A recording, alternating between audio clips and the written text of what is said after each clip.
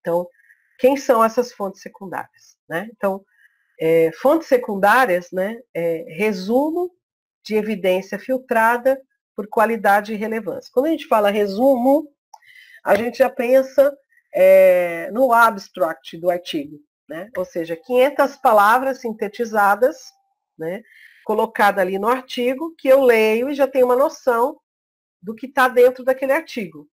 Só que esse resumo aqui de evidência dentro da fonte secundária é um resumo de toda a busca na literatura. É de todos esses elementos que eu acabei de falar para vocês agora. O cara que produziu um resumo, que esse resumo pode ser uma revisão sistemática, por exemplo, com metodologia Cochrane, ele já buscou no PubMed, no Embase, ele já buscou na Cochrane Library e também já buscou no Lilacs, ele já avaliou a qualidade, extraiu o dado e gerou o resumo. Esse resumo, vamos falar de uma revisão Cochrane, às vezes tem 120 páginas. Já vi revisões com 180 páginas.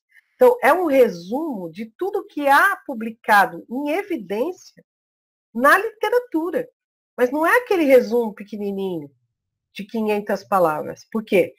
Como eu já disse, se é difícil fazer uma revisão sistemática, que às vezes leva de 1 a 2 anos, que é um resumo, então, dessas evidências filtradas, vocês vão ver que a sinopse e a síntese é um pouco mais difícil ainda. E a sinopse e a síntese, ela depende de muitos especialistas, né, aí, habilitados na metodologia baseada em evidências para gerar. Porque ele vai pegar, no caso de uma revisão sistemática, e gerar uma sinopse em 10 páginas, 15 páginas, 5 páginas, uma página. Para quê? Para que esse profissional que está lá na linha de frente não tenha que ler tudo que está publicado, nem faça tudo isso que eu demonstrei até agora, para ele ler algo que diminui a incerteza dele na tomada de decisão. Por isso que eu vou falar das fontes secundárias agora, da importância dela, né? Como é importante esse elemento. Então, as fontes secundárias, elas também precisam checar se não tem conflito de interesse, né? Isso é muito importante, e acredito que vocês vão ter uma aula falando sobre isso. Se ela explica claramente a questão elaborada, a gente acabou de falar agora do pico, né? Então, de repente, o cara se propõe a uma pergunta, mas ele não responde essa pergunta. Ou seja, tem algo obscuro aí no meio. Se há, então, uma metodologia explícita baseada em evidências, tudo isso que eu falei até agora é a metodologia explícita, tá? E para mim, o principal elemento é se ela tem regularmente atualização. E aí eu vou apresentar para vocês várias fontes secundárias que têm atualização semanal e, por exemplo, a Cochrane, que tem atualização a cada 2 anos. Por isso que eu disse que guardar a estratégia é importante, porque daqui 2 anos eu vou ter que atualizar a minha revisão, tá? Por que a atualização é importante, Eduardo? Se a revisão sistemática é o nível 1 de evidência. Tudo bem, eu achei uma revisão sistemática de 10 anos atrás. Né? Para eu dizer que ela ainda é válida, eu vou ter que pegar aquela estratégia de busca, rodar nos últimos 10 anos, ver se não tem nenhum estudo que possa mudar aquele desfecho, né? Mudar aquela conclusão, mudar aquela meta-análise. Se não há, tudo bem, ela fica sendo válida. Eu atualizei e digo que não houve estudos que mudassem o resultado daquela revisão. Mas se eu achei uma revisão sistemática e é de 10 anos atrás, eu não posso tomar decisão com ela, eu preciso atualizá-la. Por isso que, quando eu uso bases que têm regularmente atualização, elas são muito importantes. Porque, veja tudo que eu falei para vocês até aqui sobre estratégia de busca. Imagine você ficar fazendo isso toda hora para atualizar o tempo todo, tá? Então, eu queria falar primeiro da Cochrane, né? Que, na verdade, a gente configura como uma fonte secundária. Por quê? Porque ela produz revisões sistemáticas, né, da literatura e publica essas revisões sistemáticas em full test. E, além disso, a Cochrane também tem um outro diretório, além das revisões temáticas com metodologia Cochrane, que é um diretório de ensaios clínicos, né, que a gente chama de central. Esse diretório, a Cochrane recolhe, dentro dos seus 54 grupos temáticos e dos seus 12 centros Cochrane mundiais, eles fazem um trabalho chamado Hand Search e alimentam essa central, que garante que a Cochrane tem os 2 melhores níveis de evidência, né, os 2 melhores níveis lá da pirâmide, revisões sistemáticas e ensaios clínicos, num único ambiente. Por isso que a gente fala, comece a sua busca pela Cochrane, porque ali você já tem um cenário daquilo que tem publicado, tá?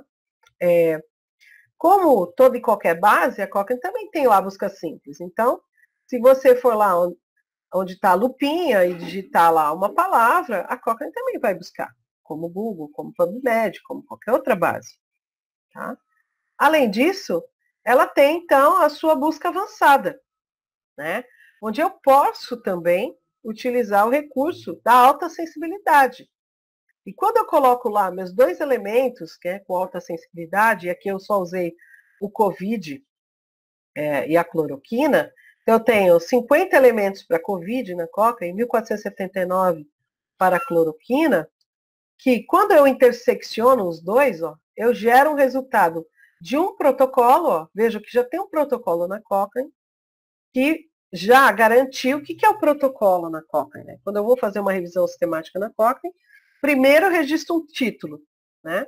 E a Cochrane blinda aquele título para que eu possa produzir aquela revisão sistemática. Então, ela já publica, então, ela me dá um prazo e eu publico um protocolo, ou seja, é como se fosse um pré-projeto, onde eu digo, já formulo a minha pergunta, a estratégia de busca, alguns resultados daquilo que eu vou buscar. Então, ele já deixa publicado aqui o protocolo da minha intenção de desenvolvimento daquela revisão, enquanto eu estou desenvolvendo aquela revisão. Tá? Então, a Cochrane já tem aí um protocolo com o uso de cloroquina e doxicicloroquina para prevenção e tratamento da Covid-19. Tá? E percebam que aí a Cochrane não tem nenhuma revisão sistemática ainda pronta, e tem aqui, ó, 7 ensaios que ela já coletou nos outros bancos de dados, que já estão disponíveis aqui, para que a gente possa ter essa visibilidade, ok? Mas eu quero destacar uma coisa aqui na Cochrane, muito importante, né, para nós brasileiros. Né? A CAPES, ela paga a Cochrane para todo brasileiro, e todo brasileiro é todo brasileiro, tá? Eu não preciso entrar no portal de periódicos CAPES para acessar a Cochrane em full test. Né? A CAPES, ela paga a Cochrane Library para que todo brasileiro, qualquer profissional de saúde, chegue na sua casa, acesse lá www.cochranelibrary.com, vai acessar, fazer a busca como eu mandei aqui e vai baixar todos os full testes, tá? No resto do mundo, ela é uma assinatura, não que aqui no Brasil não seja uma assinatura, ela é uma assinatura onde a CAPES deixa isso disponível, tá? Então, eles viram a importância dessa evidência estar disponível a todo profissional de saúde, irrestritamente se ele está dentro de universidades públicas, federais, estaduais, ou instituições que tenham pós-graduação de excelência, né? Mas que ela esteja livre acesso para todos, ok? Então, a Cochrane no Brasil está livre acesso. Bom, e aí a gente tem outras bases, né, aí da Universidade de York, a gente tem lá uma base que também produz revisões sistemáticas da literatura, e que a gente antigamente chamava de SunSearch, mas agora é o CRD, Center Review Dissemination, onde ele tem lá as revisões Cochrane, ela tem as revisões produzidas pelo National Institute for Health Research, tá?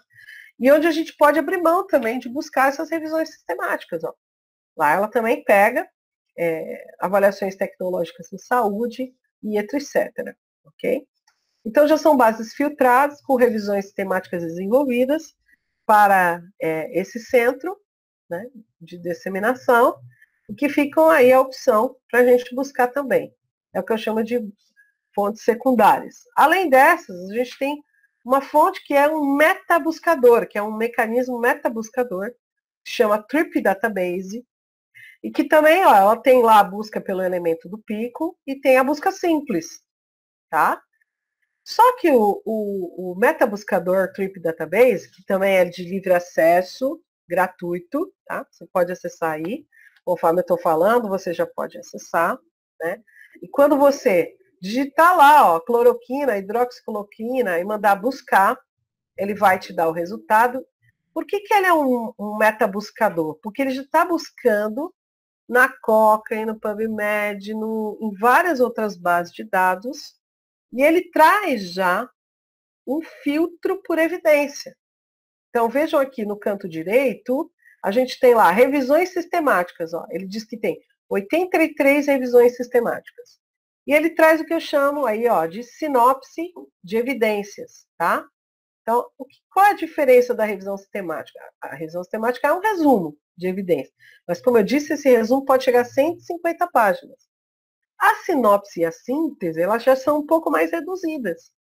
Eu encontro sínteses e sinopses de 10, 5, vou mostrar algumas outras bases aqui que também produzem. Então, ele trouxe aqui, ó, sinopses de evidência 78. Ele traz também os guidelines dos países, ó, porque a maioria dos guidelines internacionais são todos produzidos a partir de revisões temáticas, tá?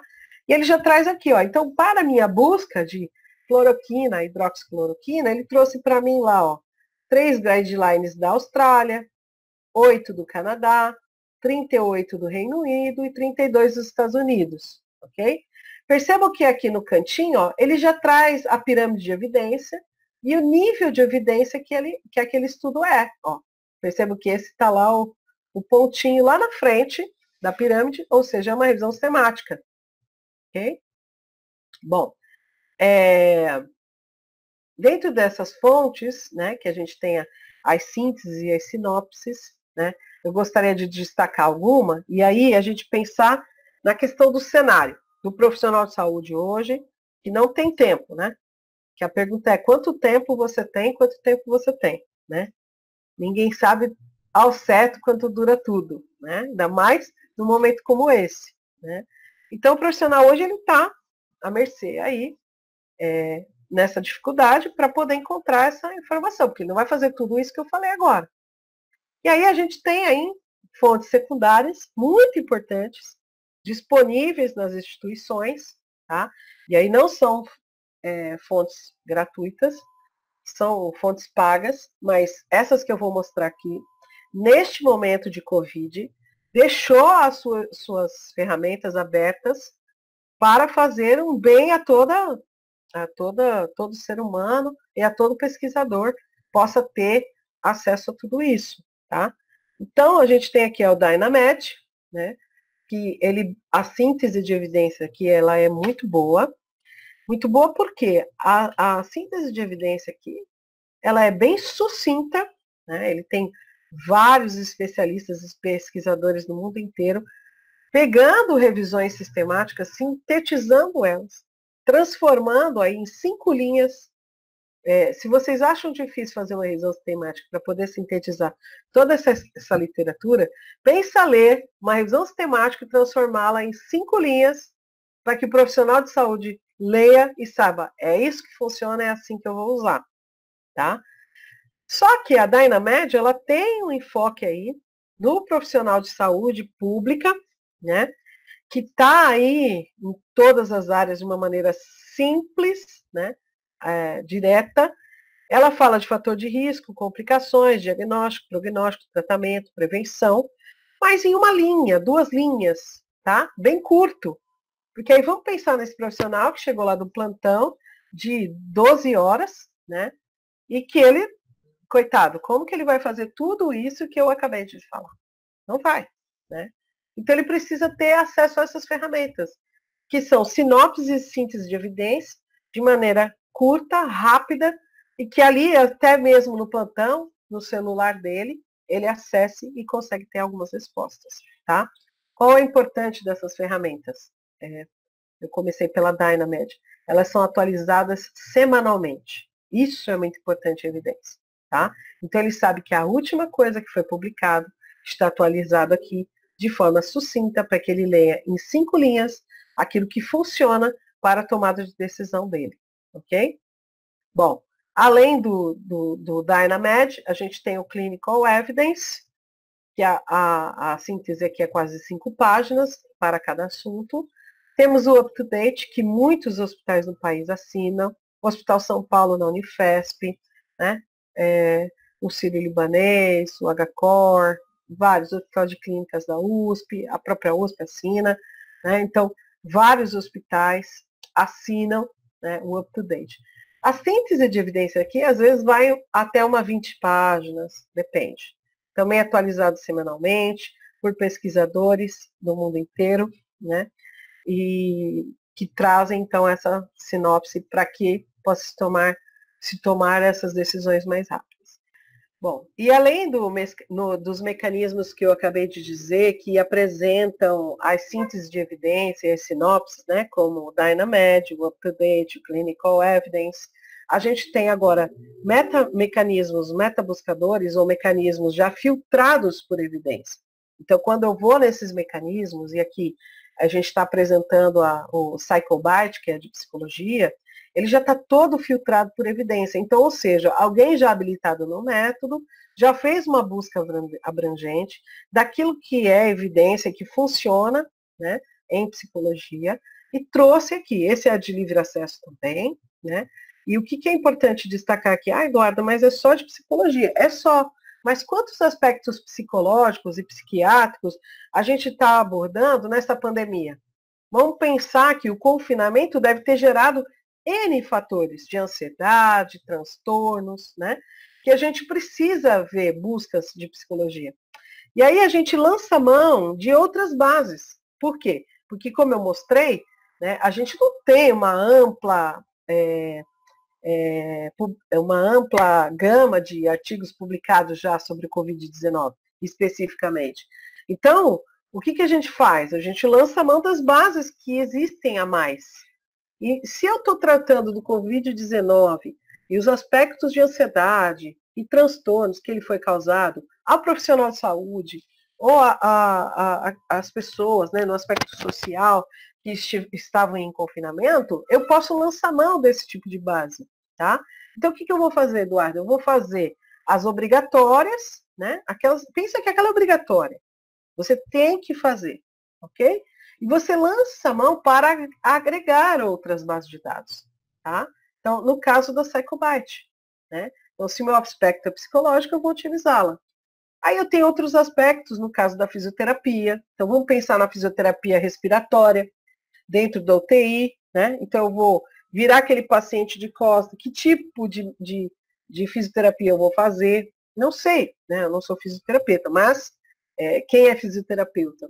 Para ele não ficar buscando em tudo, ele lança a mão de uma base já filtrada por evidência, que é o Pedro, identifica aí dentro dessas fisioterapias respiratórias, no caso para a COVID, e já, de uma maneira filtrada, consegue trazer esses elementos. Entendam que aqui a gente está falando de curto tempo, né? A gente está falando do que a gente falou na busca de alta sensibilidade, né? A gente tem uma base para terapia ocupacional, né? Eu já falei da PsychoBite, né? Desculpa repetir o slide. E a gente tem uma base de dados para a fonoaudiologia, ok? Bom, e aí a gente tem um aspecto novo aqui, que eu trago nessa apresentação, que são os repositórios. Então, lembra lá no início da aula que eu disse que são 2 lugares que a gente busca? As bases de dados científicas, que são as bases tradicionais. 2, repositórios. E aí a gente tem vários tipos de repositórios.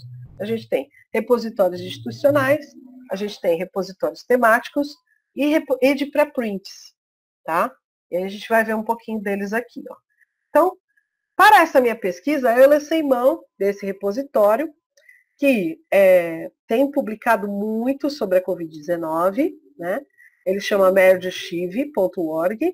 Ele é uma parceria aí da Universidade de Yale, do BMJ e do Cold Spring Harbor Library.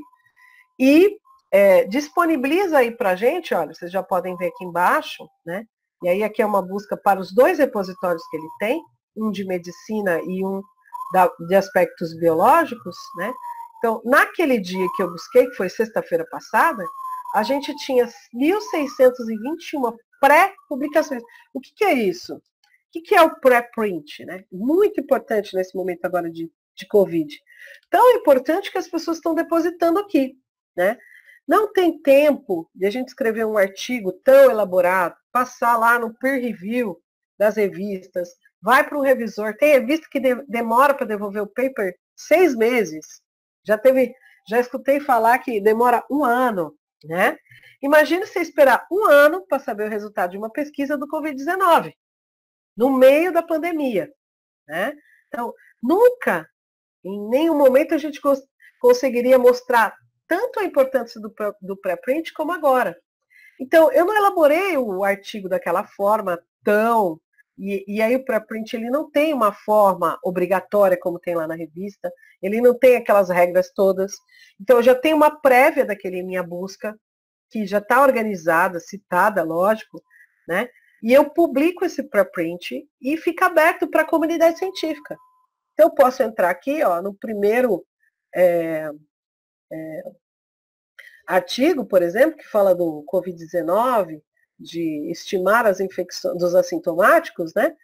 E eu posso entrar e comentar dentro da publicação. O preprint, ele não impede que eu publique depois, né, numa revista, e nem uma revista de impacto, e etc. Mas, porém, ele permite com que toda a sociedade científica avaliou meu artigo, deixou público, eu corrijo ele, ponho no formato da revista, e lá na frente, quando eu fechei ele, eu publico na revista. Tá? Então, o preprint é o quê? Uma antecipação da pesquisa para que os resultados cheguem de forma mais rápida, né? O resultado que está saindo lá da China, da Itália, dos Estados Unidos, da França e etc., esteja à disposição de qualquer ser humano no planeta. Então, o repositório de preprints, ele é muito importante nesse momento. Okay? E quando eu dei Covid-19, já tinha 1.621 pré-publicações, da qual eu já posso olhar tudo que há aqui. Né? Então, e ele tem aí esses 2 repositórios, né, o bio e o med, né, e aí aqui mais para pré-prints nos aspectos biológicos, né, e o que eu também fiz a busca aqui, eu já tinha 421 pré-prints, então só que eu tenho 2.000 publicações, ok? No Brasil, a gente tem o Cielo, né, o Cielo lançou um repositório ou um servidor de preprints na Cielo, onde hoje a gente pode depositar lá, né, tudo que a gente está trabalhando, né, então eu estou em 2 grupos de pesquisa e a gente produziu lá alguns preprints que a gente já colocou à disposição da comunidade. E nesse ínterim que a gente está desenvolvendo tudo, já fica lá para ser avaliado, criticado e etc. E também visualizado que aquela ideia ela já foi pensada, ela já tem uma prévia aqui no Brasil, tá? Para que as pessoas não fiquem também se repetindo, para que não fique se fazendo a mesma coisa no mundo inteiro, tá? Então isso é uma evolução para a pesquisa. Então, o Cielo já disponibilizou e vejo que foi desde o dia 7 de abril, o Cielo propiciou aqui o preprints, né? Então, essa é a interface de lá, dá para a gente depositar os preprints, né? No caso do Covid, eu recuperei um artigo lá. E depois a gente tem algumas bases que a gente chama de literatura cinzenta, aberta, né? Então, open gray. Então, é uma literatura que estava aí adjacente, mas a gente pensa num repositório daquilo que não saiu nas coisas formais, nas bases de dados formais, tá? Está aqui na literatura cinzenta. E depois a gente tem os repositórios, que eu digo, os institucionais e temáticos, né? Então, por exemplo, esse repositório que traz teses, né? E ele tem uma enormidade, ele tem 500.000 teses de doutorado, tá? Então, aqui a gente consegue acessar várias teses. No caso do repositório da Unifesp, né, a gente também tem um repositório que a gente chama de institucional, porque aqui é depositado toda a produção intelectual da Unifesp, inclusive essa aula estará depositada aqui no repositório da Unifesp, para que possa ter acesso a todos, né, além do YouTube. Então, aqui a gente deposita os artigos, as dissertações, as teses, as produções de aula. Então, toda a produção intelectual da universidade, livro, capítulo de livro, tudo que aquilo foi produzido dentro da instituição, a gente deposita aqui e fica de livre acesso para o mundo. Ok? E, para finalizar, então, eu queria mostrar um repositório temático, que é o caso do repositório da Fiocruz, né, que tem sido tão parceira, tão importante nas pesquisas aí, né, do coronavírus. Então, o repositório institucional da Fiocruz, que se chama ARCA, que eu considero um repositório temático, porque ele só publica coisas da saúde, né, para a gente perceber que o próprio repositório já deixou, naquele link vermelho que estava aqui, ó, ele já deixou uma estratégia, uma estratégia de alta sensibilidade para a COVID, de tal forma que dentro do repositório, eu clicando naquele botão, a estratégia já aciona essa estratégia de alta sensibilidade para a COVID. E lá eu já recupero, então, tudo aquilo que tem sobre COVID no repositório temático do ARCA, que se chama ARCA, que é da Fiocruz, ok? Fundação Oswaldo Cruz. Depois a gente tem o repositório da Organização Mundial da Saúde, que é importantíssimo, né, num momento como esse, ou seja, é quem está falando de todas as diretrizes para o mundo inteiro, né, onde ela coleta, armazena e distribui de forma global para que todos tenham acesso. Então, dentro do repositório da Organização Mundial da Saúde, está lá toda a parte da Covid-19, ok? Então, a gente pode entrar lá e procurar. Então, eu peguei um daqueles remédios que eu sugeri que a gente faça a busca, né? Não cloroquina e hidroxicloroquina, mas o ivermectin, né? Que neste dia, o ministro tinha falado no dia anterior, que já havia um estudo sobre ele, e aí a gente consegue identificar 404 estudos no repositório da World Health Organization sobre o ivermectin. Tá? Bom, e aí a gente falando de cenário, né? A gente falou do cenário do profissional de saúde, que está lá na frente, precisa de rápidas respostas, mecanismos filtrados, resumo de evidência, né? Atualizados, de forma sucinta, sinopses e sínteses para a tomada de decisão deles rápida. Né? E aí a gente vem para o cenário do pesquisador, que eu já estou terminando, e esse bloco, né, esse nosso segundo bloco aqui, que é a busca de autoacessibilidade. Então, no cenário do pesquisador e do gestor, ele precisa ter a certeza, né, que ele não perdeu nenhum estudo.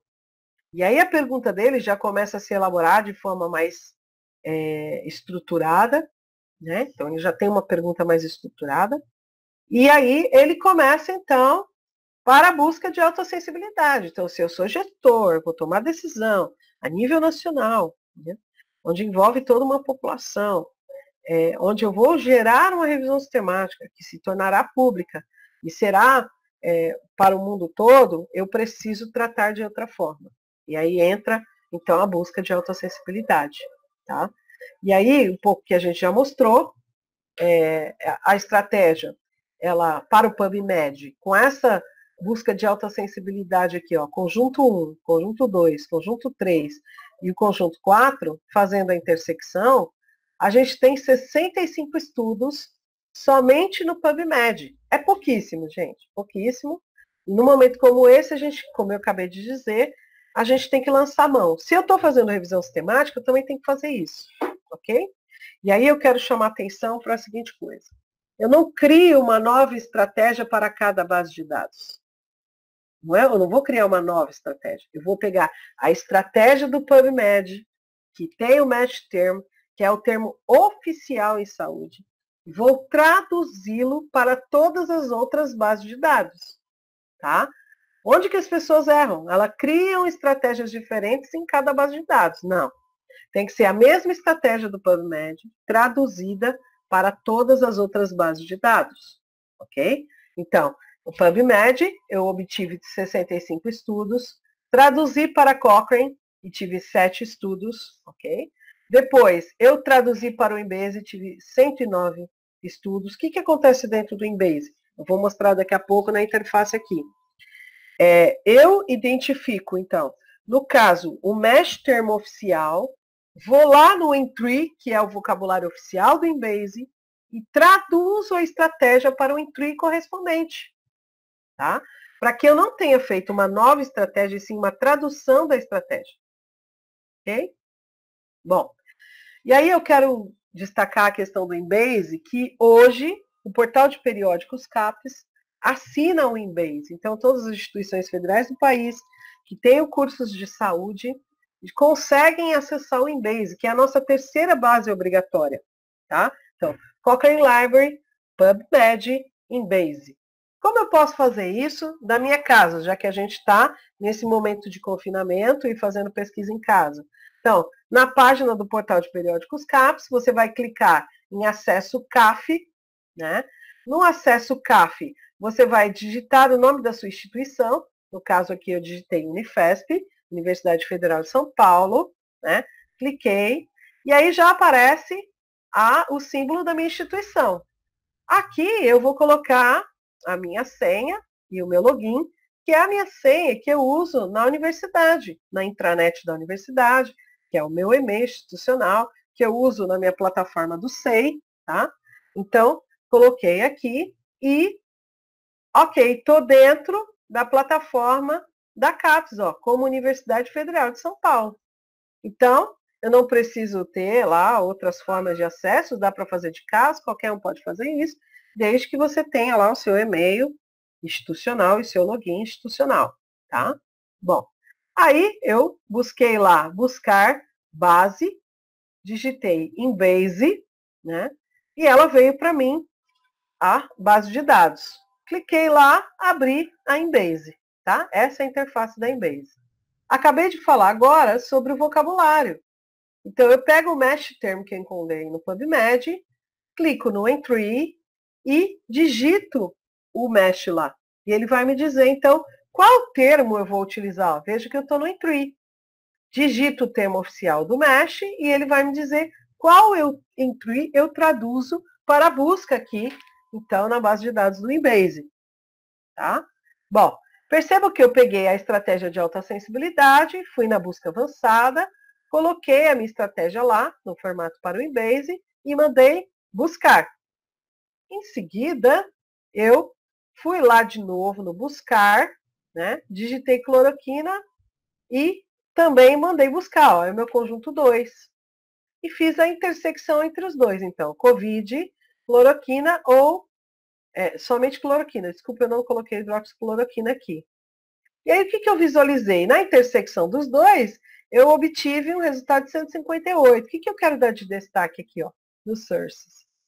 A Embase, ela, no formato que a gente tem disponível, ela já traz para a gente um resultado do Embase e do Medline, tá? E traz só o Medline sozinho ou só o Embase, tá? Então, 158 estudos, como resultado aqui, tem 92 estudos que estão no Embase e também estão no Medline, tem 22 estudos que estão somente no Medline e 44 que estão no Embase, tá? Eu já tenho uma grande visibilidade aqui, ok? Bom, aqui eu lancei mão da minha busca também para as outras bases de dados, que eu falei no início da nossa apresentação. Então, eu traduzi a estratégia para a base de dados Web of Science, onde eu tive 84 estudos, ok? Depois eu fui para a base de dados Scopus, onde eu obtive 46 estudos. E no final eu fui para o portal regional da BVS, que a gente conhece como BIREME, né? Então lá eu podia fazer a minha busca avançada e eu obtive lá 33 estudos. Então, usando lá o DEX correspondente, eu tinha 33 estudos, ou eu lançava a mão da minha busca de alta sensibilidade. Percebam que para a tradução da busca de alta sensibilidade para a BVS, ela como estratégia muito maior. Tá? Por quê? Porque ela foi traduzida, né, para o vocabulário daquela ferramenta, que me proporciona. E eu interseccionei o conjunto 1 com o 2, que era cloroquina unicamente. E eu obtive 145 estudos. Então, se a gente pensar, né, aqui é o resultado para a Trip Database, se a gente pensar aqui no portal regional da BVS, então, busca simples, digito uma palavra, mando buscar, ok? Vou lá e seleciono para buscar como busca avançada, com o descritor. Qual é o meu resultado? 33, ok? E, então, vou utilizá-la, como eu falei, busca avançada. Eu acho isso, essa é a forma mais interessante de usar o portal regional BVS. Por quê? Eu burlei o sistema, dei alta sensibilidade, e nessa minha busca aqui, avançada, com a alta sensibilidade, eu obtive 145 estudos. E eu quero dar destaque que ela busca concomitantemente em 36 bases de dados. E eu tenho o resultado aqui filtrado pelas bases de dados. Então, eu tenho 127 Medlines, tenho recursos multimídia 9, tenho 6 no Lilacs, eu tenho um no IBEX, que é o Índice Bibliográfico da Espanha em Ciências da Saúde, eu tenho a LIS, que é o Localizador de Informação em Saúde, aqui eu tenho o BEDENF, eu tenho outras bases, eu tenho o COMED, que é a Medicina de Cuba, tá? Então, eu faço uma estratégia aqui, e tenho 36 bases rodando concomitantemente, tá? É lógico que o principal estudo que a gente gostaria de identificar é o Lilacs com o IBEX, mas a gente pode trazer coisa muito interessante aqui, tá? Bom, eu quero agradecer mais uma vez para todos vocês, né, a oportunidade de poder partilhar um pouco essa experiência das estratégias, fico à disposição para que a gente possa depois fazer um bloco das bases de dados, as obrigatórias primeiro, fazer tipo uma oficina, né?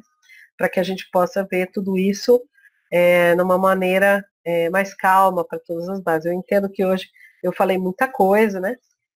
Muita informação num bloco só. Bom, muito obrigado, Maria Eduarda, foi muito bom. E faltou tu apresentar essa tua frase final, que eu li rapidamente e achei bem interessante. As pessoas costumam amar a verdade quando esta as ilumina, porém tendem a odiá-la quando as confronta. E é um pouco do que a gente está vivendo aí no Covid, né? A gente passou aquelas semanas bem desesperada, onde todo mundo falava que a ciência era importante, que se obedecesse à ciência, porque há uma evidência de que se a gente ficar em casa é importante, mas as pessoas tendem a odiá-la, né? Então, ao mesmo tempo que a gente está amando que os pesquisadores estão achando uma solução para o problema, a gente odeia porque nos priva, então, aí, né, do convívio social, de sair na rua, de fazer compra. Então, a ciência aí, nesse aspecto, na questão econômica, governamental, já nos impede. E se Santo Agostinho já falava isso naquela época, né, ela é bem presente hoje. Eu deixo aí meus contatos também, quem quiser mandar e-mail, tem meu telefone, eu atendo para o WhatsApp, né? E a gente pode trocar várias ideias aí que vocês acharem necessário. Muito bom. Dani, para finalizar a gravação. Isso, agora é só você tirar a apresentação. Volta no meeting. Isso. Tá. E aí, é só clicar em parar a apresentação. Tá. E aí a gente volta. Ok. Aí, então, você começa com as questões? Ótimo. Começo. Bom, Maria Eduarda, muito obrigado. Várias coisas eu aprendi, claro, como sempre, nas suas aulas, mas uma delas, que eu fazia também, até agora, dizer que a revisão tem que ser sistemática. E tu já colocaste que esse é um termo errado. E eu acho que na tua apresentação fica claro, mas eu acho que tu não usaste a palavra transparente, que a proposta da revisão da literatura, seja ela simples, avançada ou com alta sensibilidade, ela tem que ser transparente. Tu não achas? Tu usaste outra palavra ao longo da tua apresentação que eu não lembro, mas o termo que provavelmente traduz a busca dessa estratégia para a revisão sistemática é que ela tem que ser transparente.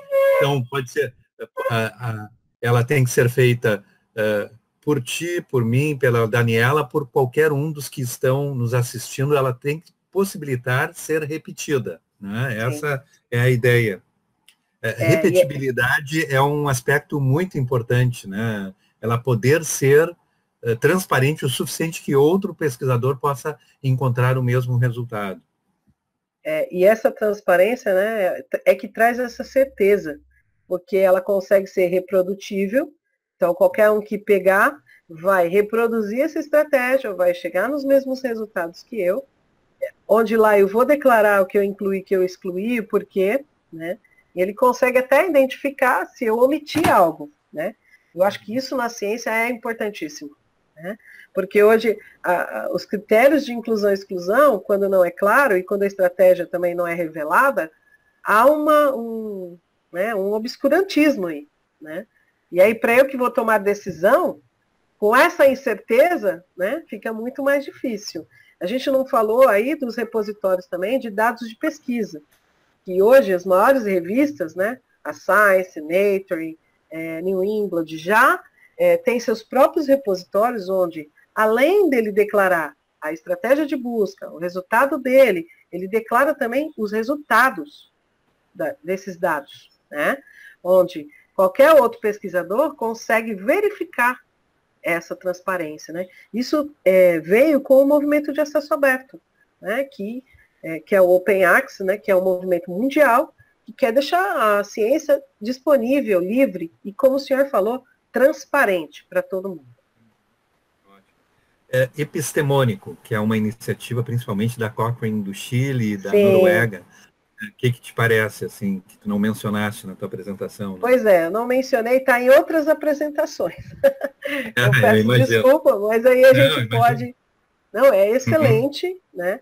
E é importante, porque também é feito pelo pessoal da Cochrane, né? Também tem muitas pessoas da Cochrane que trabalham, assim como no UpToDate, consultado a Cochrane, profissionais Cochrane. Não é que só os profissionais Cochrane são os melhores, mas o rigor da Cochrane a gente conhece, sabe que é um rigor bem, como que eu posso dizer, excessivo, né? A Cochrane se preocupa com isso, né? Com a qualidade, o rigor metodológico, né? Então ela cria instrumentos que controlam, por exemplo, a Cochrane criou um instrumento chamado MESSIR, né? E o grupo MESSIR, ele controla todos os grupos Cochrane. Então, uma revisão, além de passar pelo seu grupo revisor, ele passa pelo grupo do MESSIR, que são especialistas que utilizam o instrumento e avaliam aquela qualidade, né? Então, ela quer cada vez mais estar com um rigor muito maior, né? Então, assim, isso é importante. Eu ia perguntar, Maria Eduarda, quando a gente faz a estratégia de busca para revisão sistemática, você falou, né, a gente tem algumas bases que são consideradas quase que obrigatórias, quase não, obrigatórias, PubMed, Embase, a própria biblioteca da Cochrane. Em que momento se torna importante incluir, por exemplo, o Trip Database também? Porque no final acaba ficando uma repetição, né? Já que ele é um metabuscador que vai fazer a busca nessas bases. Quando eu mostrei lá o Trip, eu mostrei nas fontes secundárias que eu mostrei um cenário que é de busca imediata, né? Então, por exemplo, eu comecei a minha pergunta, né? Ou eu sou um profissional de saúde que estou lá no posto de saúde e eu preciso ter uma visibilidade, o que o mundo tem sobre Covid-19. Então, é um metabuscador que vai me trazer isso. Para a minha formulação da pergunta, melhor a elaboração. Ele não entra para a minha revisão sistemática. Perfeito. Tá? Por isso que eu mostrei lá nas fontes secundárias como um instrumento. Isso também não impede de você declarar, né, Daniela, lá na sua estratégia, no seu método, que você se utilizou, né, do Trip Database como visão global e geral. Até porque lá no Trip, se você for pensar, se você estiver fazendo aí uma busca de todos os guidelines mundiais, ele é uma base importante, né? Porque ele é um metabuscador nos principais países com guidelines, né? E tem guidelines que trazem revisões temáticas dentro deles que não estão publicadas, que aquela agência ela produziu para ela produziu para fazer aquele guideline, tá? Então, assim, o TRIP, ele, em alguns momentos, ele é um elemento muito importante. Ele também dá uma visibilidade de todos os estudos em andamento, que eu acho importantíssimo. Então, no momento como o Covid, eu consigo ver que tem 500 ensaios clínicos em andamento lá, né?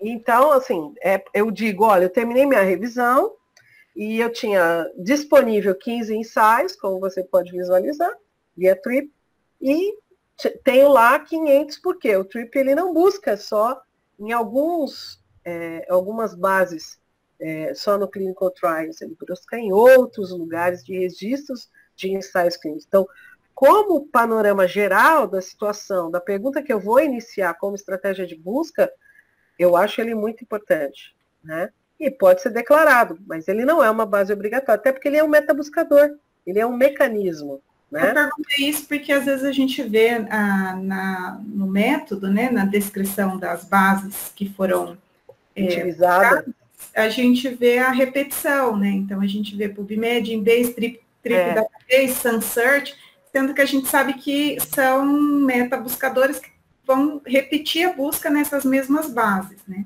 Assim, quando eu vejo que a pessoa fez a busca na base de dados Cielo, nossa, eu tenho uma alergia disso, né? Então, o Cielo, ele é uma biblioteca de periódicos eletrônicos em saúde e em geral, certo? Mas todos os periódicos em full test que está dentro do Cielo, então ele é um portal de periódicos, né? Estão dentro do Lilacs. Lá dentro do Lilacs estão todos os outros periódicos da América Latina em full test, tá? Vocês podem perceber aí no slide que acho que tem um resultado de 23 full tests na Lilacs. Ela consegue ter 60%, 70% do texto completo. Então, uma busca bem elaborada no portal regional BVS, você pega tudo que está dentro do Cielo, sendo que o Cielo, às vezes, na área de saúde, tem 300 periódicos. Quantos tem indexados no Lilacs? Mais de 1.300. Então, veja, se o Lilacs já tem uma representatividade, dependendo do tema, em relação à literatura, 1% da literatura mundial, quando você busca um Cielo, você tem 0,01. Né? Então, nem tem por que a pessoa declarar aquilo. Mas existem pessoas que ainda induzem ao erro, né? No momento que acham que estão buscando na base de dados Cielo. E uma pergunta que eu sei que é recorrente, e eu já vi variações de resposta para essa pergunta, mas a gente, quando busca no Embase, ele busca também no Medline, né? E você tem a opção de deixar só o Embase ou deixar Embase e Medline. Isso. Qual que é o seu hábito, ou o que você recomenda? Olha, quando o resultado é pouco, como foi ali agora, eu olho o 153. Na dúvida, truco, né? Por quê? Porque a Cochrane também tem essa dúvida, e tem uma aluna da pós-graduação que está fazendo essa revisão, ela está fazendo essa tese, né? Então, o que ela está pegando? A busca no PubMed, a busca no Embase, total, e está vendo, se eu fizer uma única estratégia em alta sensibilidade, naquela única plataforma do Embase, que já pega as duas coisas, eu consigo capturar tudo, de tal forma que eu não perca nada e eu não precise mais fazer o PubMed. A gente não tem essa resposta hoje, tá? Naquela interface ali, que é a interface Elsevier. Veja, a Cochrane no mundo e outras instituições usam uma outra interface, que é a interface OVD, tá? E nessa interface OVD, eles têm agora uma estratégia de alta sensibilidade, foi a primeira ferramenta que eu vi, que faz automaticamente aquilo que a gente faz na unha, que é a sensibilidade, ela faz automático lá. E ela consegue separar cada base. Então, eu consigo dizer, ali não, eu tenho as duas bases juntas, né? E quando o resultado é pouco, Daniela, eu olho tudo. Mas... até porque você colocando no gerenciador de bibliografia, se tiver duplicata, ele já vai identificar boa parte delas, né? Sim, mas o problema é que a questão não é da duplicata, Daniela. Aí tem um pulo do gato, que você tem que imaginar que ali eu mudei a nomenclatura, porque eu tenho que traduzir para o intruir de lá, tá? E aí tem outras nomenclaturas ali, de medicamentos, por exemplo, que a gente pegou a cloroquina, a hidroxicloroquina e etc., que são nomenclaturas utilizadas lá pela Europa, né? E lá no PubMed você tem sinônimos para aquela medicação que é Estados Unidos e o resto do mundo, né? E pode ser que com estes termos que estão lá, eu consigo pegar coisas que eu não estou pegando aqui, que essa tradução não corresponde. Hoje, eu não consigo te afirmar que realmente a tradução vai corresponder a tudo. Tá? Então, assim, é necessário que ela termine a tese para que a gente responda a isso. Ela está testando aí mais de 500 estratégias. Tá? E no caso da BVS, que você também consegue filtrar para pegar os resultados só do Lilacs, ou isso, deixar com os resultados do Medline também? Eu sempre tiro o Medline, tá? Eu pego sempre as outras bases e tiro o Medline. Eu fico com o PubMed, ok? O PubMed ele é mais do que o Medline. Então, ele tem outras bases e outros artigos, outras revistas, outras situações de indexação que não é só o Medline, tá? Sim. Então, sempre o PubMed vai ser maior. Então, eu sempre pego, ali eu só pego todas as outras bases, menos o Medline. Eu filtro ele. Uhum. Tá? Ótimo. Como eu não mostrei, né, ao vivo e a cores, como eu gosto de fazer, então isso daí ficou sem ver, mas a gente pode num outro momento. Não, mas a gente vai te chamar. Okay. Você até comentou dos pré-prints, né, que eles ganharam uma projeção agora com a pandemia, né? A gente pode classificar o pré-print hoje como literatura cinzenta, né? Sim. Não é que ele é cinzenta, ele está lá publicado, ele recebe um DOI, tá, Daniela? Ele pode ser citado, sim, né? Então, mas ele é importante nesse momento de evolução, né? Ainda mais numa pandemia como essa, onde a gente precisa saber rapidamente o que está sendo feito lá na China, o que está sendo feito nos Estados Unidos, etc. Ele ganha uma total importância, né? Tanto que esse que eu apresentei aí é um dos mais importantes, mais confiáveis, né? E só ele sozinho tem 2.000 pré-prints, né? Sim. Só do Covid, especificamente do Covid, né? Aí, então, você quer perguntar mais alguma coisa? Bom, agradecer muito, né? Inicialmente, aprendi muito. Vai ser uma a aula que certamente eu vou assistir uma ou mais vezes para aprender e, claro, fazer hands-on, né? Colocar a mão na massa, né? E vamos combinar de outra reunião, né? Acho que isso vale a pena. Tá bom? Combinado. Muito obrigado. Eu que agradeço pelo convite.